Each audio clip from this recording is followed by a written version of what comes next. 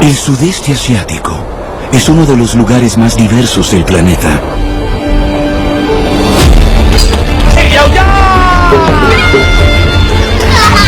Con tantas culturas y religiones diferentes, todas conviviendo juntas. Y yo soy un ejemplo de ello. Mi nombre es Peter Lee. Soy un académico de Singapur de ascendencia Peranakan. Chino, con una pizca de sangre malaya. Celebro ser mestizo. Está en mi ADN. Mi pasión es recolectar artefactos que ofrezcan una nueva historia. Es un cuento de hadas europeo, pero está representado en un batik de Indonesia. ¡Ah, qué maravilloso!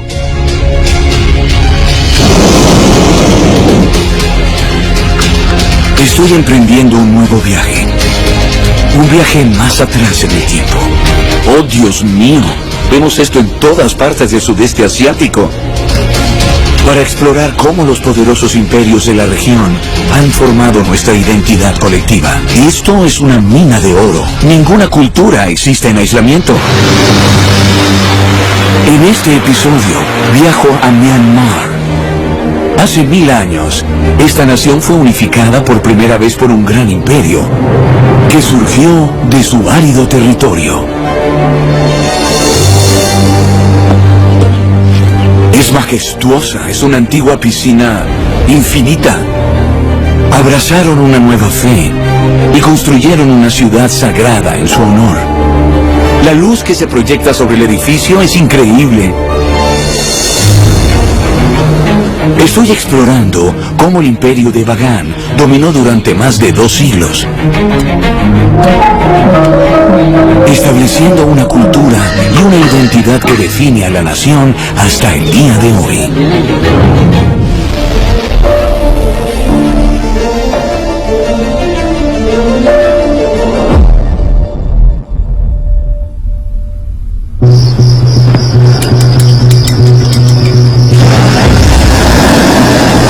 Estoy en Bagan, en el centro de Myanmar, y solo hay una manera de ver ese lugar.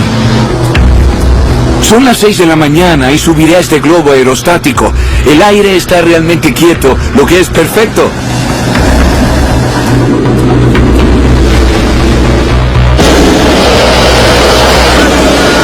¡Adiós! Es la primera vez que me subo a un globo aerostático y es tan tranquilo. Flotando en el cielo, podemos ver el precioso terreno con las granjas separadas por bordes de hermosas palmeras. ¡Ay, es tan tranquilo y pacífico aquí arriba! En su mayor parte inalterado por el mundo moderno, el paisaje tiene un aspecto muy parecido al de hace siglos. En medio de esta vista rural, se alzan las hermosas agujas de Bagan. La antigua Bagan era conocida como la ciudad de los 1000 templos, la capital de un poderoso imperio que gobernó durante más de 4 siglos. Bagan se estableció por primera vez alrededor del año 850 y siguió siendo un pequeño principado durante 200 años. Pero todo cambió con el nacimiento de un rey legendario. En el año 1014, nació un niño llamado Minso, hijo del gobernante de Bagan y una de sus esposas. Fue una gran bendición, pues solo tenía 2 hijastros, hijos del anterior rey que había sido derrocado. Cuando los hijastros se hicieron hombres, derrocaron al rey y lo desterraron para que viviera sus días como monje. Pero veían a Minso como un hermano. Hasta que un día, uno de los hermanos tomó a la madre de Minso como reina. Minso estaba tan enfurecido que reunió un ejército en rebelión.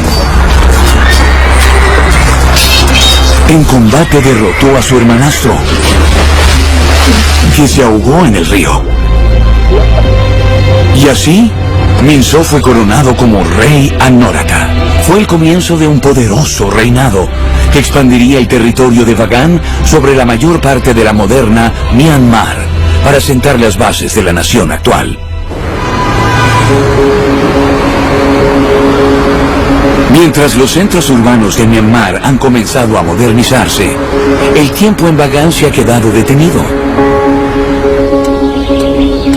Las vasijas tradicionales han sido de uso cotidiano durante siglos.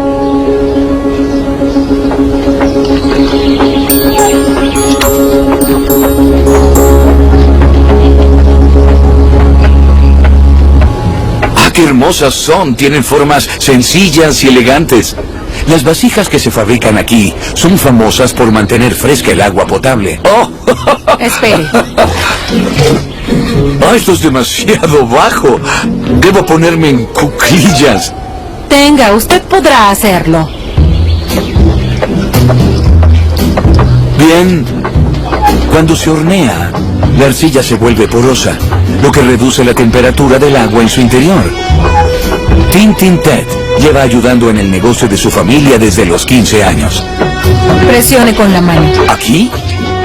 Hay que tener un verdadero control en la punta de los dedos para mantener la forma muy uniforme. Obviamente no lo tengo. Tire lentamente hacia arriba. Y ahora coloque sus manos así. Levántelas así. Es un desastre lo que estoy haciendo. Se supone que debo hacer una vasija, pero más bien parece una maceta oscilante. ¡Qué desastre!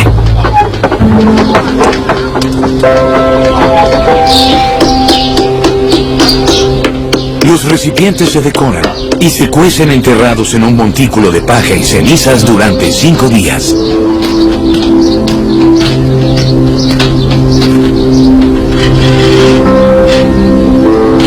Es sorprendente que las vasijas aún tengan una gran demanda aquí.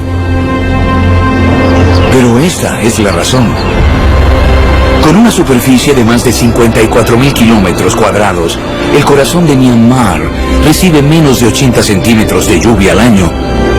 Es un tercio de área de Singapur y menos que algunas sabanas de África. Estoy en Tuyintetso, una montaña que está a media hora de Bagan.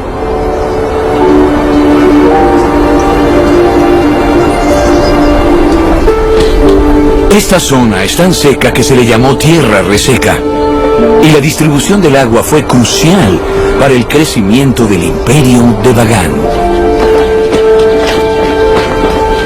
El arqueólogo Scott McCrae me lleva a un sitio descubierto en 2013.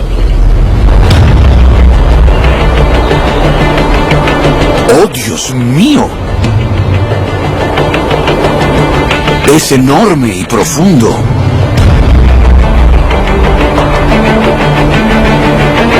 Tallado en la piedra arenisca se encuentra un reservorio del siglo XI, que formaba parte de una red de 8 embalses y 2 canales que llevaban agua a la ciudad de Bagan.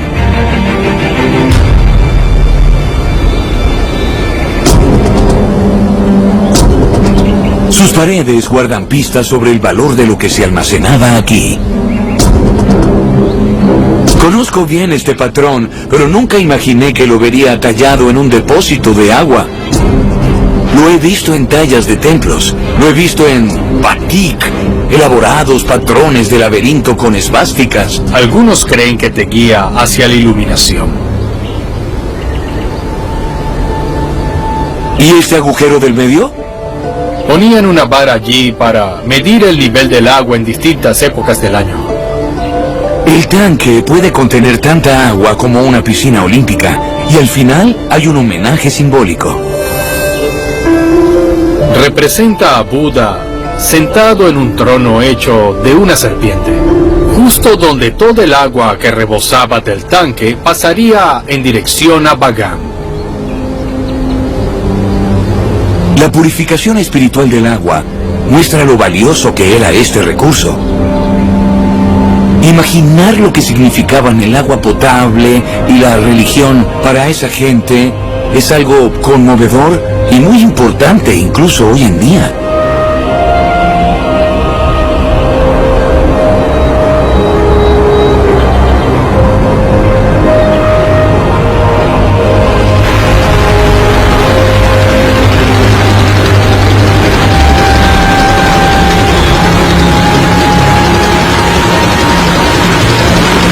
Me dirijo 100 kilómetros al noreste hacia Kyaukse, donde los grandes ríos se encuentran. Y esta fuente de agua es la clave del crecimiento del imperio de Bagan.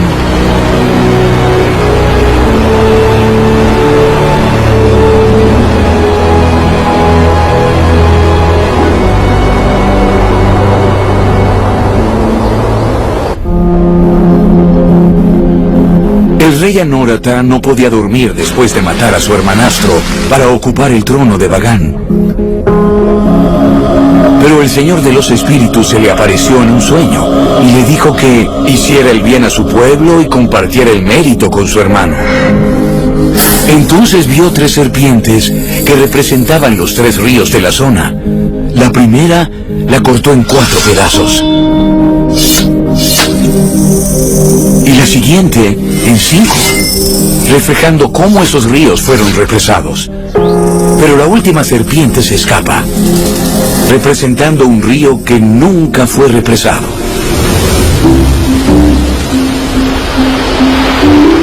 La leyenda cuenta que gracias a este sueño, el rey de Bagan construyó presas y canales para desviar los ríos y regar estas tierras. El rey pobló la zona con aldeas, y sus descendientes han usado la misma infraestructura hasta el día de hoy. Tengo la oportunidad de utilizar una esclusa más moderna con el granjero Ting Ong. ¿Hacia acá? ¿Hacia allá?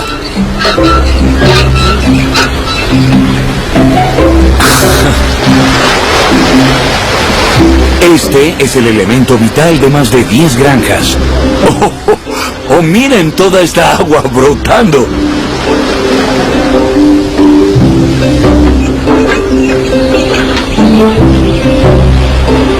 Con abundante agua y suelo fértil, el resultado es una generosa cosecha.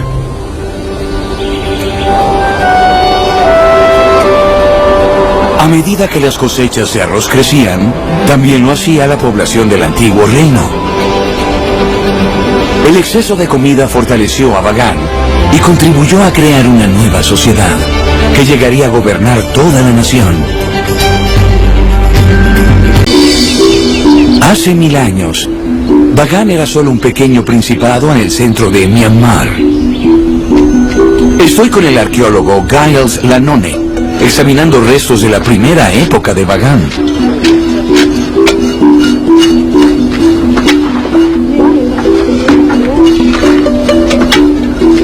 Están buscando una nueva comprensión de los orígenes de esta civilización que se convirtió en la moderna Myanmar.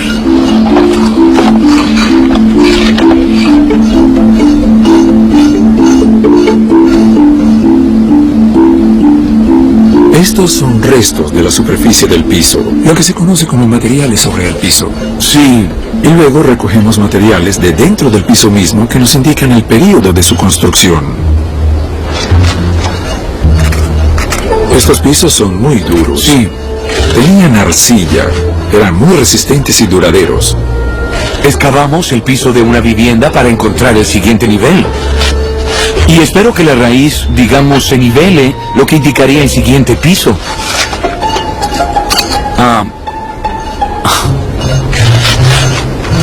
Parece ser... Sí, creo que lo encontraste. De arriba a abajo podríamos estar viendo aquí tal vez 800 años o más. 800 de ocupación. años, aún ya veo.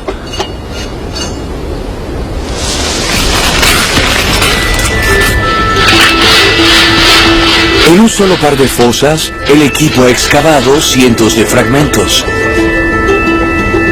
Lo que sugiere que una comunidad de alfareros vivió aquí.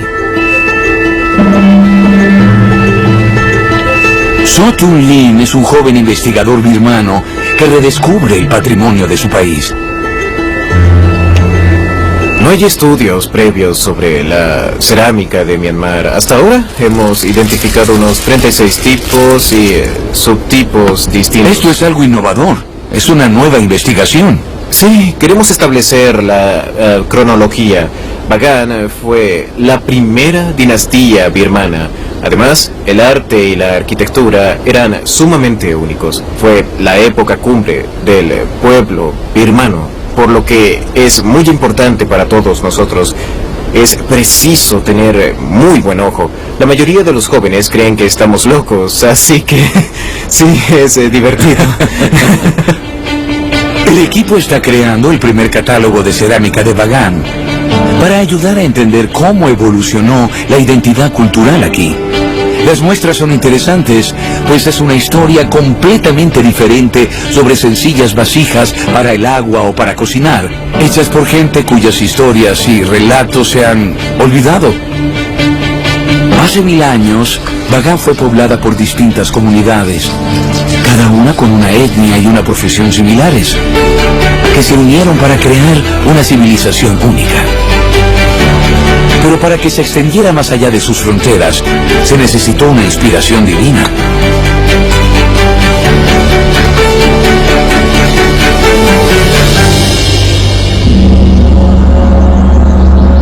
La leyenda cuenta que un monje viajero llamado Shin Arahan visitó Bagan en el año 1056.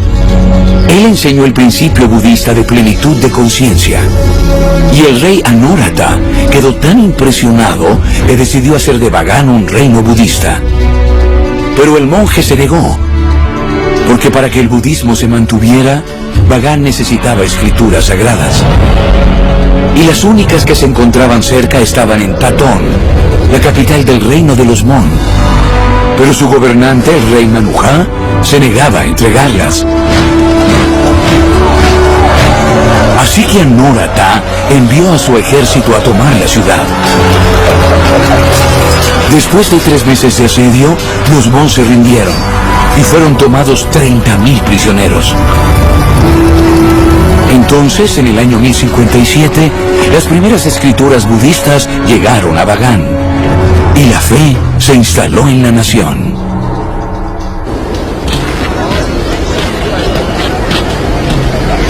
Estoy en la ciudad de Kyaukse para ver una tradición que surgió de la expedición del rey Anórata en busca de reliquias budistas.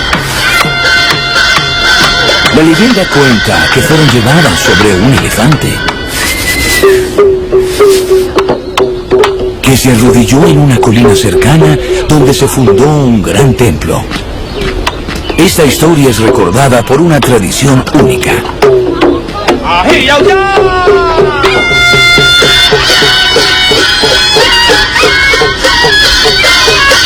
Esta danza muestra la lucha entre un elefante salvaje y Mahut.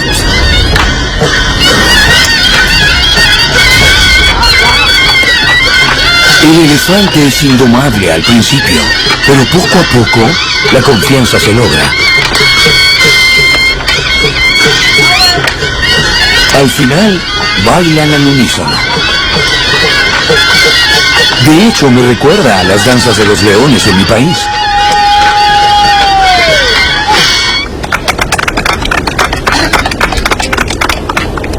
Eso fue maravilloso. Muchas gracias. Me encantó. ¿Puede mostrarme las diferencias entre los movimientos felices y los grandes movimientos? Primero, cuando hacemos esto, es música y baile salvaje. ¿Y el movimiento feliz? Saltando. Sí. Así.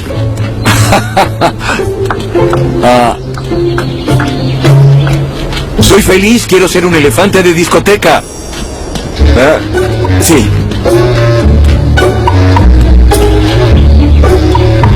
¿Cuántos segundos hacemos esto? 5 segundos así. Gracias. Con eso estoy listo para la verdadera experiencia.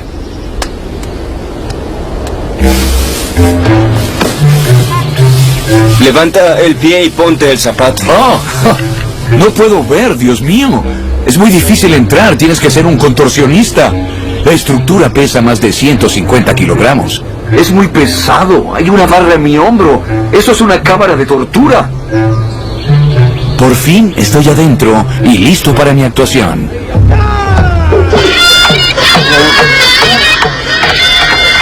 Uno, dos, tres. Hola, hola.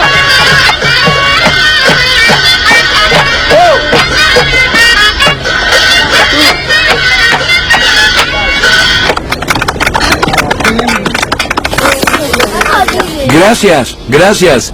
Gracias. Gracias. ¿Llevar todo este peso y levantar las piernas también? ¡Oh! Es muy estimulante en realidad. Fue un privilegio ver esta danza, que imita los movimientos naturales del elefante. Me hizo conectar a una larga tradición. No hay una forma de transmitir la emoción pura a través de los tiempos, pero yo diría que la danza se acerca bastante.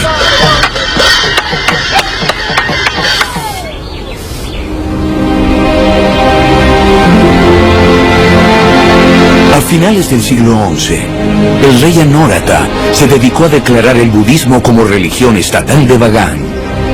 Pero se encontró con una reacción de los adoradores de los dioses animistas llamados Nats. Su centro de culto es el monte Popa.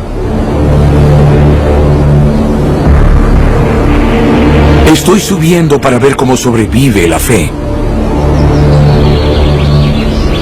Esta sección de los escalones está enjaulada para mantener a los monos afuera. Pero los primates son demasiado astutos. Los escalones son muy empinados, pero como en todos los lugares espirituales, la dificultad es una parte importante de todo el proceso. Después de 777 pasos, finalmente he llegado al reino de los dioses.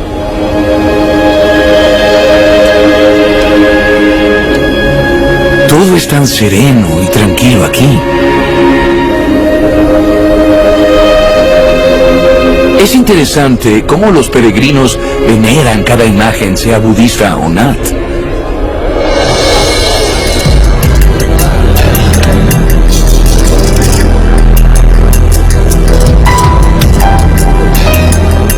Hago una ofrenda a la señora de Popa, Me Wuna, con el cuidador Tuntan. Entonces, ¿esto primero? Es un coco. ¿Así?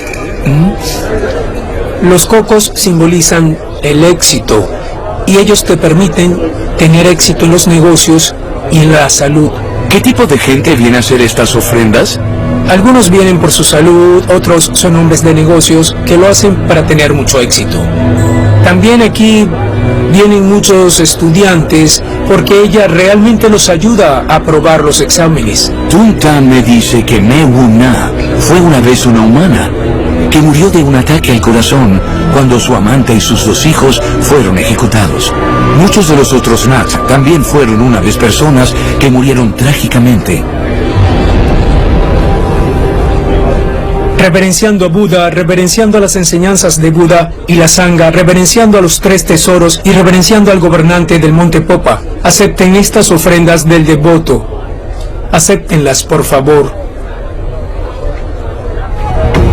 Para hacer de Bagan un imperio budista, el rey Anórata reconoció a 37 Nats como espíritus al servicio de Buda. En el budismo se pueden pedir deseos, pero no demasiados. Pero a los Nats podemos pedirles muchos deseos.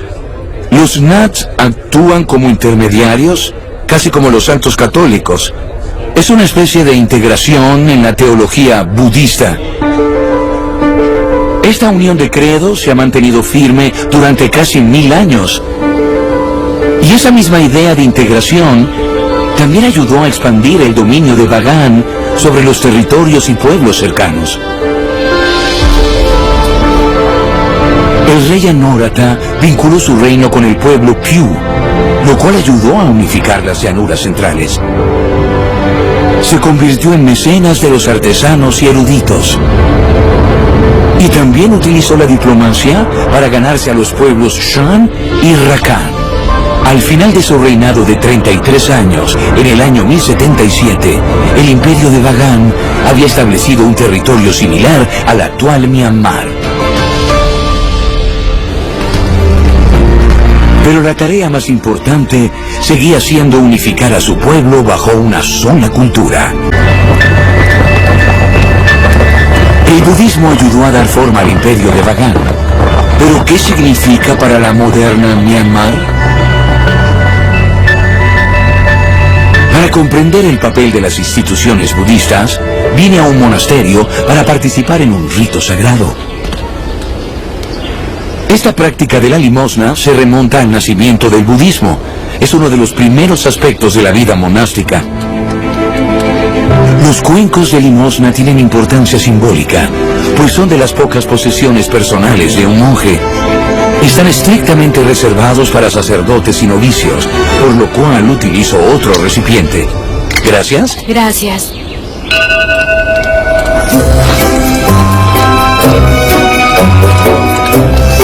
La marcha avanza a paso rápido. No pensé en ir a correr por la mañana. Es difícil alcanzarlos.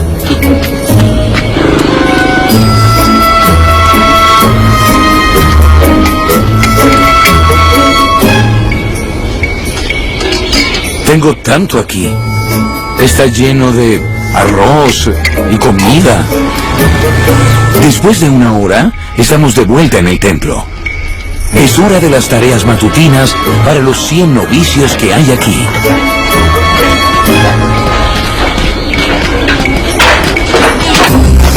Mientras ellos se mantienen ocupados, yo hablo con el monje principal, Shinkei Menda. Para evitar cometer actos malsanos o impuros, uno debe siempre meditar, hacer donaciones, hacer buenas obras, aprender y educarse. En el pasado, los príncipes tenían que ir a los monasterios para aprender y para educarse. Los templos siempre han sido el centro de la educación y el conocimiento. De este modo, los monasterios han formado a la sociedad desde el período de Bagan.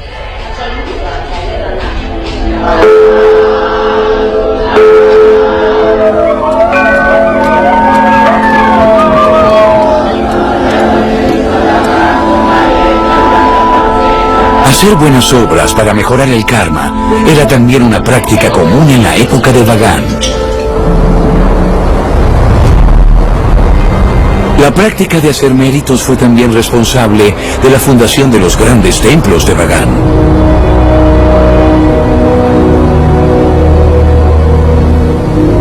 Estoy visitando uno de los mayores logros arquitectónicos del imperio.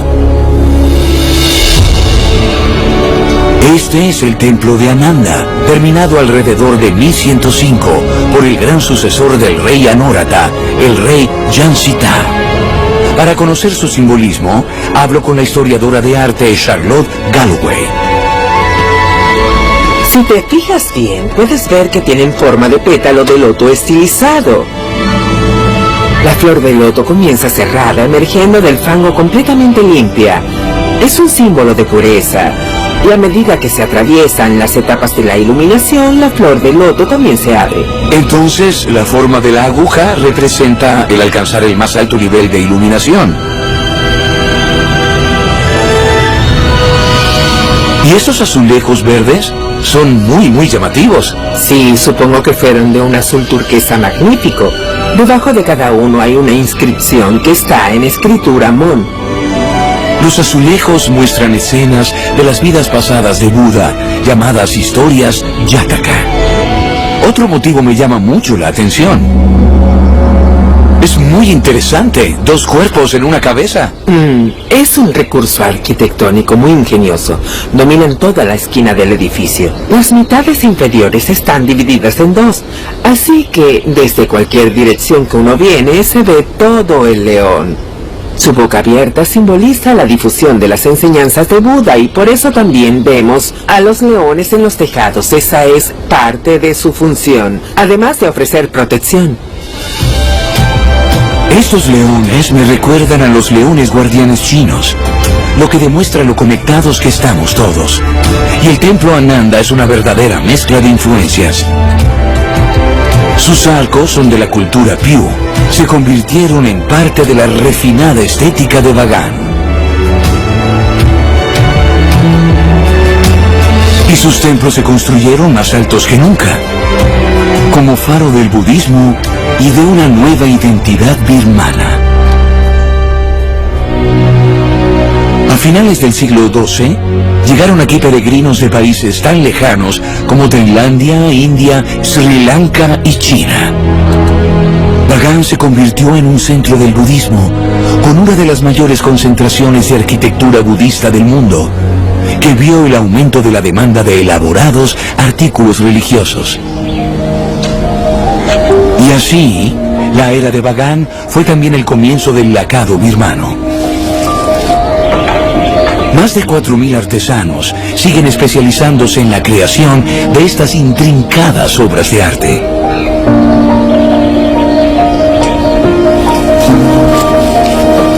Es realmente silencioso porque no hay máquinas. Todo está hecho a mano como en los viejos tiempos. Myanmar es uno de los pocos países donde los objetos lacados se siguen haciendo a mano de forma tradicional. Esto es increíble. Este taller está dirigido por la artesana de tercera generación, Malar Win Maung. Estoy recibiendo un curso intensivo de los primeros pasos para hacer un cuenco de laca. Esto es un tejido de bambú hecho a mano, sin ningún tipo de pegamento. Toma esto. Ahora puedes empezar a enrollarlo. ¿De acuerdo? Ah, ya veo. ¿El primero cierra el patrón? Sí. Ah, esto es muy interesante. ¿Te parece fácil? Sí, el bambú tiene una cierta tensión. Ajá. Así que lo mantiene todo en su sitio, ¿cierto? Así es. Oh, pero lo he roto. No importa, puedes empezar por esta parte. La base se pule y se va formando con arcilla. Después se aplican hasta 20 capas de laca hecha de resina de árbol, lo que le da el brillo característico.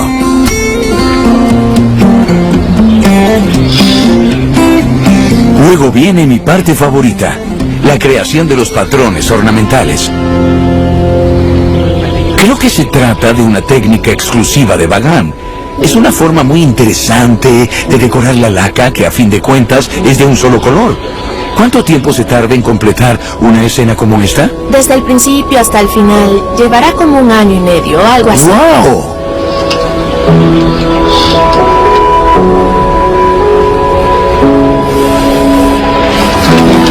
Una vez grabados los diseños, se aplica resina a las ranuras. Debemos limpiarlo bien. Luego se frota un pigmento en polvo para teñirlos de un tono naranja. A menudo las mejores cosas son difíciles de hacer y el lacado es un proceso muy complicado. Sin embargo, aún sobrevive aquí.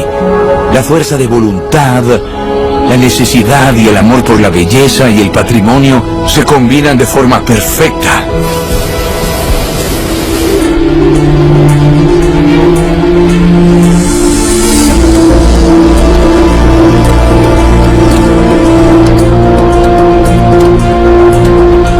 La laca en Bagan se utilizaba para hacer de todo, desde budas hasta vasos ceremoniales.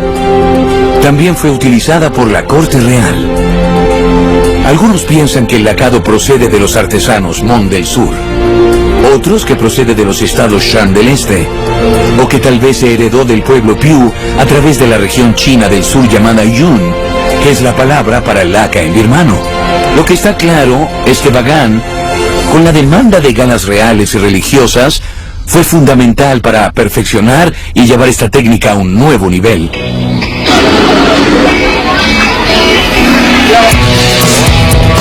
Pero los viejos diseños están dando lugar a un nuevo arte, como este, la tinta bagana. Zhang Mien-ko empezó a hacer pintura corporal a los 19 años. Se inspira en los motivos encontrados en las estructuras antiguas de la ciudad. Lo encuentro genial, creo que probaré uno.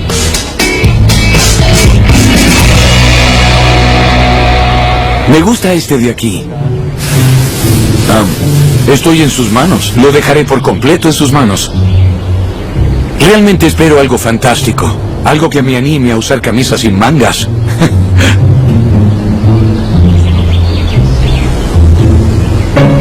Parece un brazalete. Me pregunto si los arquitectos de la antigüedad imaginaron que sus diseños aparecerían en los brazos de los viajeros del Bagan moderno. Esta es la primera vez que dibujo este diseño.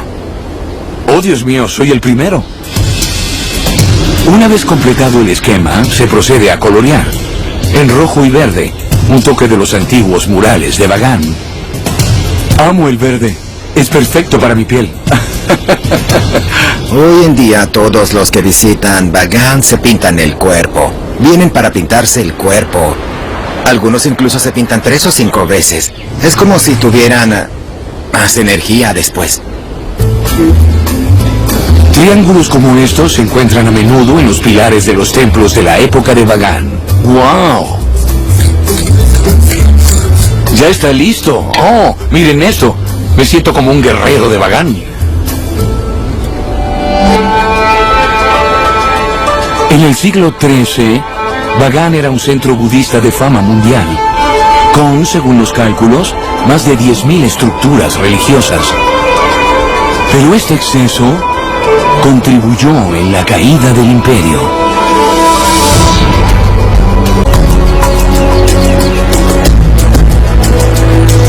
Hace 800 años, Bagan crecía como un imperio budista con una profunda cultura de hacer méritos.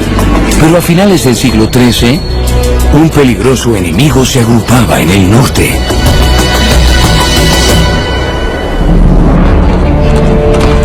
En 1271, enviados del gobernante mongol de China, Kublai Khan, llegaron a la corte del gobernante de Bagan, el rey Naratijapate. Pero al no descalzarse ante la presencia del rey, cuenta la leyenda que éste los mandó a ejecutar. En el año 1283, las fuerzas mongolas marcharon al sur para matar al insolente rey. Los mongoles tenían 12.000 jinetes, en comparación con los 2.000 elefantes de batalla de Bagan. A la vista de los elefantes, sus caballos se acobardaron. Así que los mongoles desmontaron. Atrajeron al ejército de Bagan a un claro y les lanzaron una lluvia de flechas. El rey Naratijapate huyó de la ciudad. Luego se rindió antes de ser asesinado en el año 1287, marcando esto el fin del gran imperio Bagan.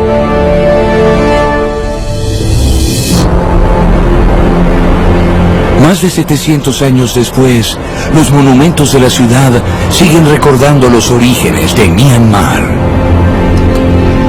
Para saber cómo han sido protegidos, visitaré Thap Biniu. El nombre significa omnisciencia, y con más de 60 metros es el templo más alto de Bagan. Pero en 2016 fue afectado por un poderoso terremoto de 6,8 grados.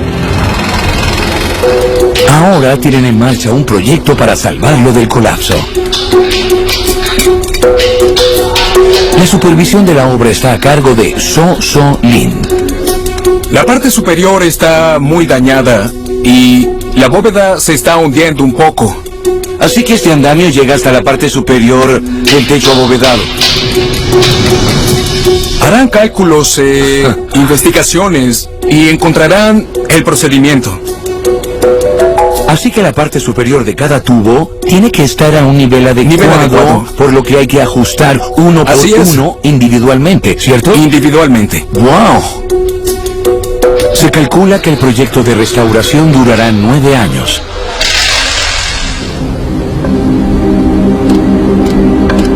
Los birmanos están trabajando muy de cerca con los chinos, los coreanos, los estadounidenses, los japoneses y los alemanes para arreglar todos los daños causados por el terremoto. Todos estos daños y reparaciones, una, otra y otra vez, son parte natural de la tradición de Bagan. En el año 2019, Bagan fue finalmente reconocida como Patrimonio Mundial por la UNESCO. El área es ahora una zona protegida. Y justo en el centro se destaca un edificio. Una audaz interpretación del Palacio Real del Rey Anórata. Para contarme más sobre el palacio, me encuentro con el historiador Nan Lang. Estas torres son tan doradas y apuntan al cielo. ¿Qué clase de sala sería esta? Este es el salón de reuniones del palacio. El rey y sus consejeros y otros más se reunían aquí para discutir los asuntos del reino. No se sabe si este palacio es exactamente como los edificios del antiguo Bagan, porque es una recreación y en realidad fue construido para promover el nacionalismo. Creo que es una idea maravillosa que existan dos Bagan. Realmente mantiene vivo el pasado. Puede que no sea una representación exacta, pero sigue siendo un gran atractivo para los visitantes locales. Es una visión fascinante en la mente de los birmanos modernos, porque es una visión idealizada del imperio de Bagan y de cómo dieron origen a todo lo esencialmente birmano. Refleja cómo la historia y la identidad están en una constante danza cambiante para definir al otro. La identidad birmana se expresa aquí de otras maneras poco usuales. So Mo-u y Yarsai, locales de Mandalay, están aquí para sus fotos de boda. Es un romance occidental y Bagan en el fondo. Es una locura. Este es el tipo de mezclas que me encantan. Pero con 40 grados de calor no pierden el tiempo. Se dirigen a la siguiente locación. Sonríe un poco. Muévete un poco hacia atrás. John Win-la lleva 6 años fotografiando a los recién casados aquí, y el negocio va en aumento. Es un birmano de ascendencia china, por lo que también tenemos un idioma en común. Esa me gusta. Sí, bien. Por lo general se filma con el vestido de novia blanco, luego con el vestido birmano, y luego con otro traje que a ellos les guste. Este lugar tiene muchas características birmanas y les gusta este tipo de paisaje. Yo vengo aquí unas 10 veces al mes. Unas 10 veces al mes viene a Bagan, así que son más de 100 veces al año. Es decir, eso es bastante. Las bodas modernas y los templos antiguos son muy diferentes, pero todo se combina naturalmente. Estos templos son lugares rituales. La fotografía de bodas, por otro lado, es un registro de un tipo de devoción diferente, pero igualmente significativa.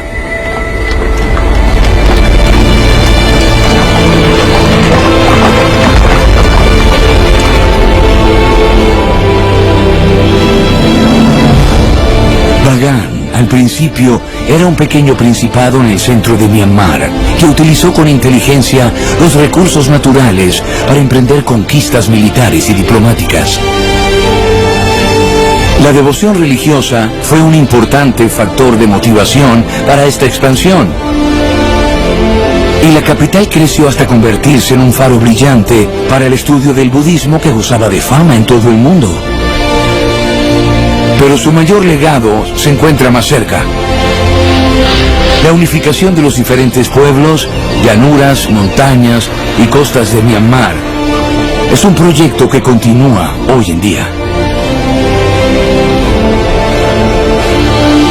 Tras la caída del imperio baganés en el año 1287, Myanmar solo se unificó como una nación de nuevo más de 2 siglos después.